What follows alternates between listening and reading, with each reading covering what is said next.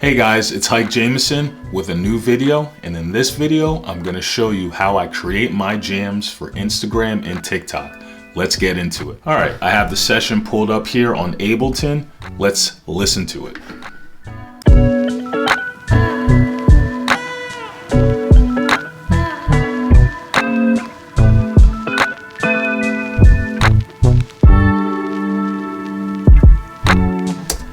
Alright, that's just a little sample. I love the vibe of that. It's very chill. So much so, the song is called Relax Baby. Alright, well this particular song is comprised of 7 tracks. That's it. Very simple, very minimal, easy to mix. So let's go over what I have here. So I have a drum track, I have a bass, guitar, and regular guitar track. I have 2 plugin tracks, one arcade, the second one lounge lizard. I have a sax sample and MIDI strings. So let's go into each individual element and just show you what I came up with. So for this particular one with the drums, it's just 3 sounds. I have a kick, I have a snare, and I have a hi-hat. And that compromises of this.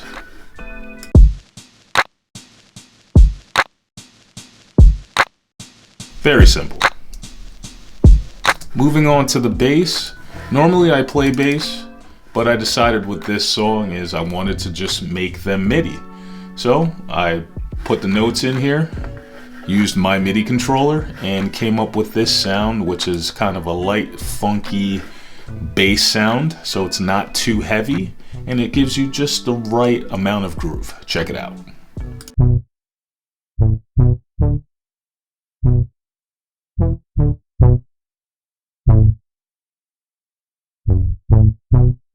Yeah, I really like that. That sounds good. Now going into the guitar here, what I like to do with guitar is I actually direct line into my audio interface, and I have another channel here, the line-in channel, which is my monitor. So I'm able to hear everything that I'm playing through the speakers. I don't need headphones. Everything is out and loud so I can hear everything. And it records into the guitar channel track here, and this is what I came up with for this song.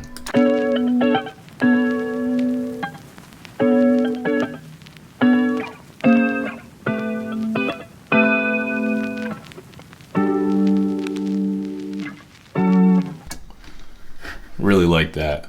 Now getting into the plugin section, definitely one of my favorites is Arcade. For those who don't know, Arcade is a plugin, kind of like a Swiss Army knife of sounds. Drums, keyboards, miscellaneous sounds, background vocals. You can use it for a lot of stuff for creation. My favorite thing about it is distant voices, which is the background sounds, background vocals. And it's very ethereal, it's choir-like, it's soaked in reverb and delay, and it really just adds a great layer to your music. So I'm gonna play this a little bit. Now it's very simple, but when you hear it in the context of the song, it adds an element to it, but very basic, but this is what you can produce from it.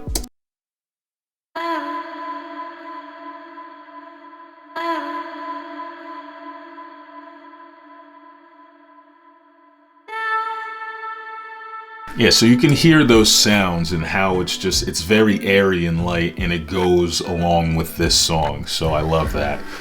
The next plugin, another one that I like a lot, is Lounge Lizard. Now, Lounge Lizard is a piano plugin, keyboard plugin, whatever, Rhodes piano, keyboards, organs, everything you can imagine.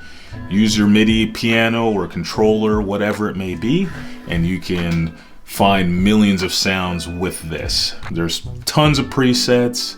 There's all these different dials so you can dial in your sound, and I think it's a great plugin. So I used this here, and I decided to make a little keyboard lead. I didn't want anything to be full of chords and really muddy up the track, so I decided to do a nice bright lead. Check it out here.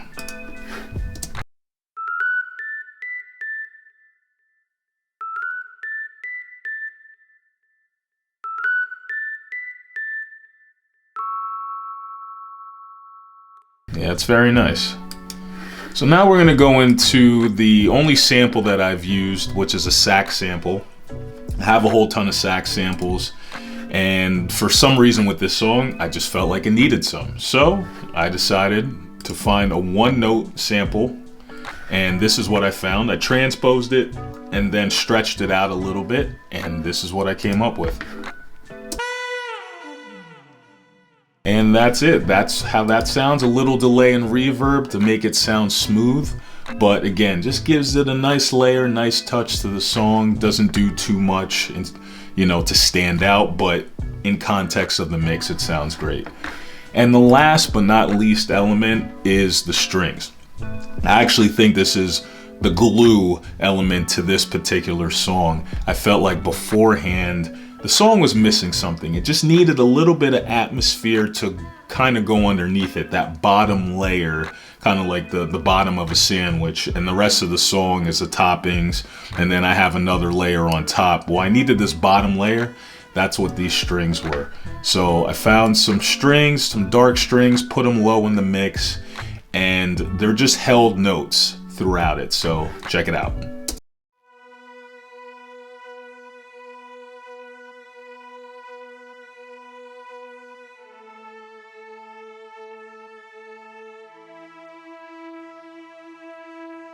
And that's the strings there, and that compromises my beat making.